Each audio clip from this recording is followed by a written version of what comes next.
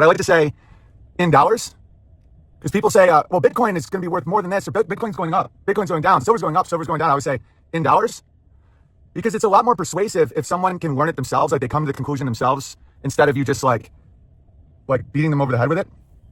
And I want to explain a concept, because people are like, so when do you get out of silver? When do you sell it and get the dollars? Never. So this is how it works. So value, like the quote unquote elite, you don't have to live in an ivory tower. It's how you view the world. It's like a paradigm.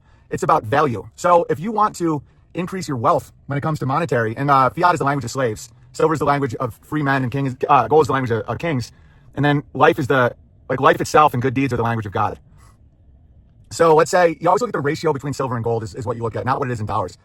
So if it's 80-1 silver to gold, it takes 80 ounces to buy 1 ounce, get silver. And then as it goes to 60 and then 40 and then 30, and then if it's down to 20, like at 20 ounces to 1 ounce, just trade all your silver for gold. And then once that ratio does that again, just do it again. Because somebody just tried to give me a tip today. He's like, get some uranium, thank me later. I used to tell people to look at uranium because I know nuclear power is coming back, and it's a very valuable element, but it's paper. Walt Disney was surprisingly based. I think he was trying to teach the world in cartoons how spells work and wizards work, because everything in those cartoons is literally true. An incantation or a spell can get people to think paper is gold. Think about that. Most people listening right now think paper is gold. Paper, cotton.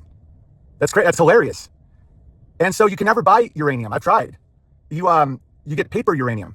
Have you ever tried to power a nuclear power plant with paper? So right now what's happening is China actually uses silver. China's more in reality. Silver paste is required for solar batteries and all kinds of stuff. It has industrial necessity.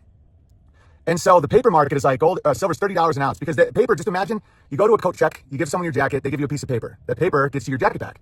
It's exchange, right? The paper is not the coat. The paper represents how much you trust the person holding your coat. Let's say the person at the coat check gives away 200 pieces of paper for every coat. And at the party, because no one wants their coat, no one realizes it until it gets cold. And then when it's cold, you say, I would like my coat. And of course it's not there. It's a spell. That's a wizard's trick.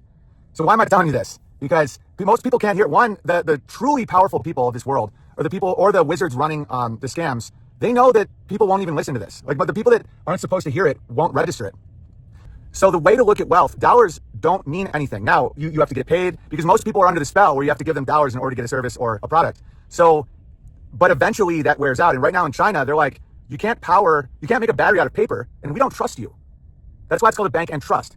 So for me, the ultimate currency is the truth, love, health, and good deeds. That's why it's called a deed to your home. These language things are spells. A good deed is valuable to the person doing the deed. And I'm a rabbi, I'm a born teacher. And it's like, when I do what God gave me to do, I benefit. When your cup will overflow when you pour it out. And that's God's world of infinite abundance versus the empty world of fake plastic watering cans. Okay? Much love. Be good.